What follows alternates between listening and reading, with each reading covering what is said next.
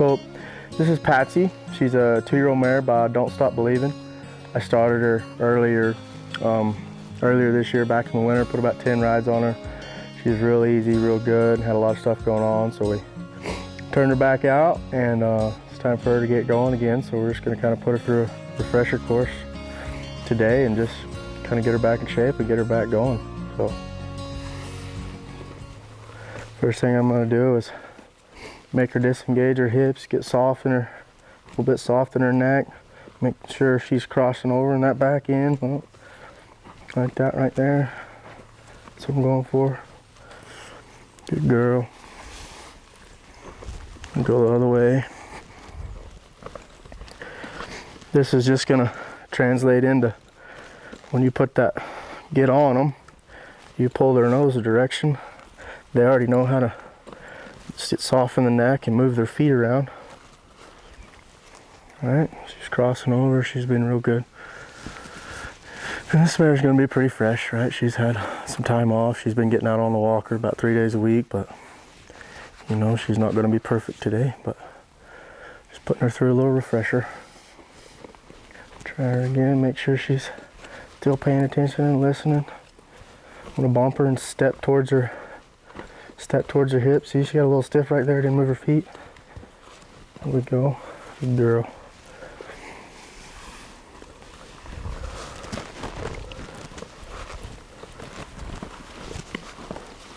Crossing over in the back, staying soft. Perfect. So after I step around, disengage her hips, I'm going to just put a lunge halter on her, ask her to move out.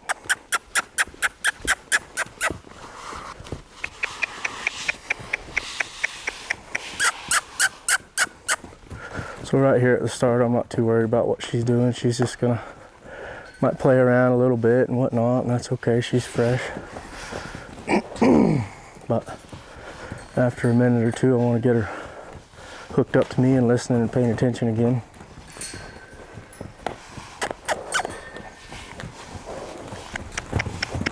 Whoa. Good. Whoa. Good. Just kind of step in front of her, put a little light pressure on the halter. She's paying attention to me. Make sure she is. Now send her the other way. But it's exactly what we want, right? She's remembering everything that we taught her already.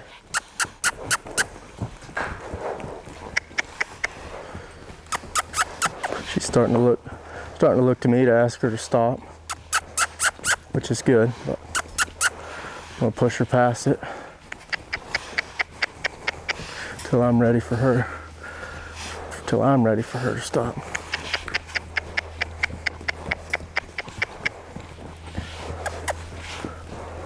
Oh, good, real good. She's starting to slow down a little bit and think about it. Oh, wow, yeah.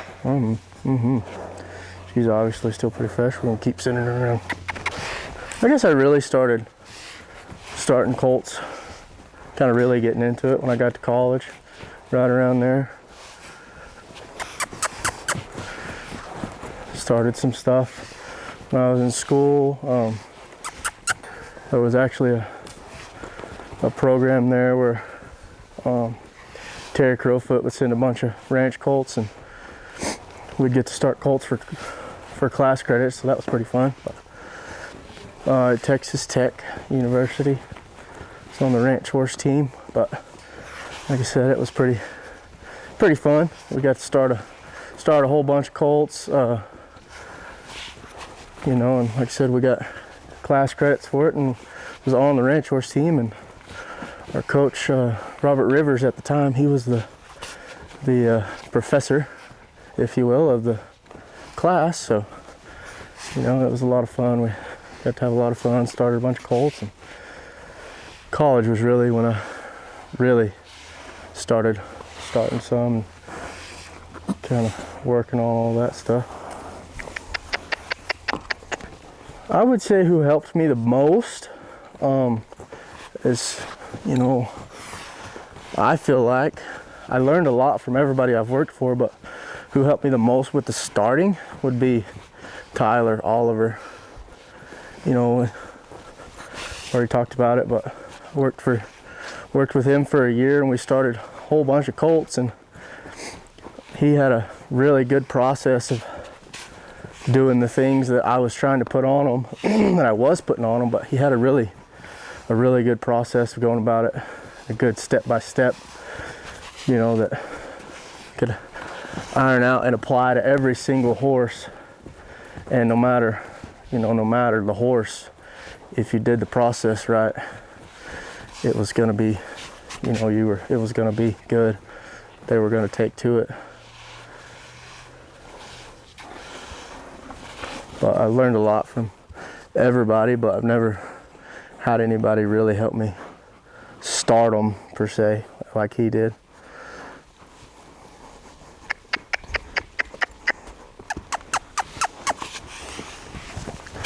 He's extremely talented with a young horse. I think it's important to have a system, number one, so you're teaching them consistency from the start, right? You know, you want to be, consistency is key with horses. You know, so you can come through and have a process that you're confident in and you know that works, and you can stick to it and stick through it, through the good, bad, and the ugly.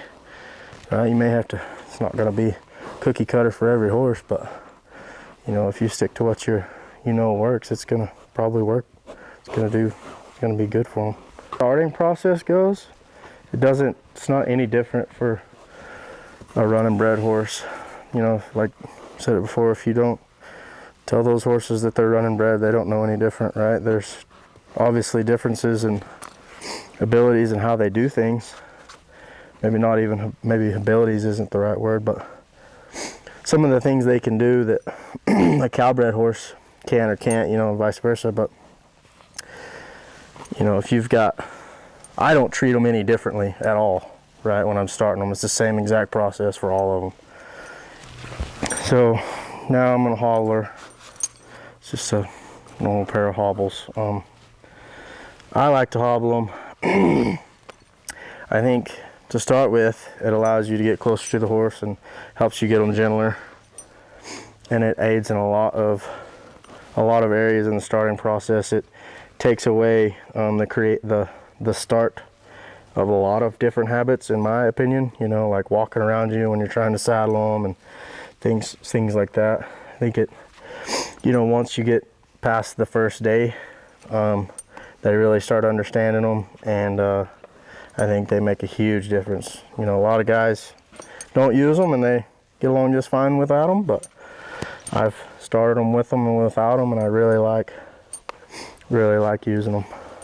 No, I don't think they hurt them. You know, these horses are gonna, you know, self-preservation. You know, their first time, yeah, they're gonna pull around on them and they're gonna hop around and do a bunch of stuff. You know, that's part of the learning process, but they're not going to hurt your horse. They'll be just fine.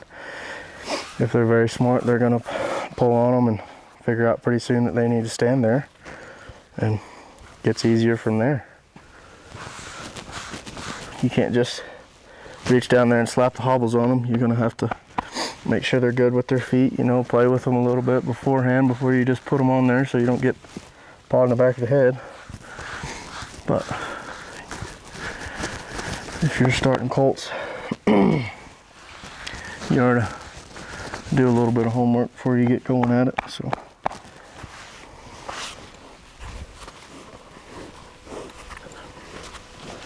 I think my biggest pet peeve would be with colt starting is guys trying to do too much too fast, right? There's no real need in it, and I think a lot of times you're gonna put yourself behind without even realizing it. And not all the time. There's guys that can do a lot really quickly that do a great job, but for me, I think a lot of people want to get in too big a hurry, and it might come from, you know, owners and stuff pushing to see results real quick, you know.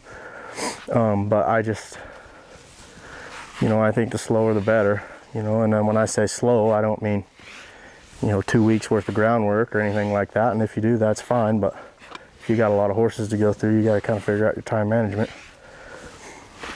But, you know, nowadays with these performance horses, I don't see any need in you know, halter braking them and riding them all in the first day. That doesn't make a lot of sense to me anymore. But just going too fast. I think people just need to slow down, take their time, go through the process and trust it, and you'll be better. They'll be better on the other end of it. I'm not even going to saddle her today. She's going to be too hot. All I'm doing here is just a little bit of desensitization. It's really good for them, especially first couple days, right? This mare's had several rides. She's taking it just fine. I'm just going through the process just for the sake of it. But you know, this stuff right here works wonders, especially once they figure out they're hobbled and they need to stand there. You can get a lot done with this lead rope on their back, around their feet, stuff like that. You know, once you get them to where you feel like you can pull that lead rope under them, kind of put some pressure on them, kind of simulates a cinch, a saddle. Put pressure on them in different spots.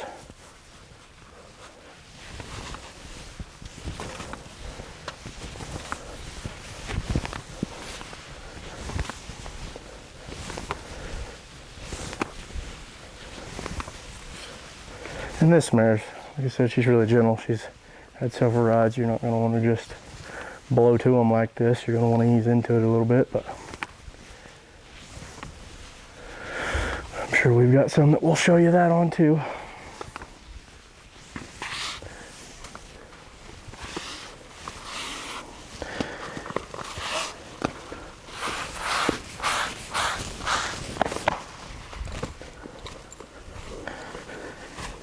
And whatever you're doing, I think it's pretty important to do everything the same on both sides.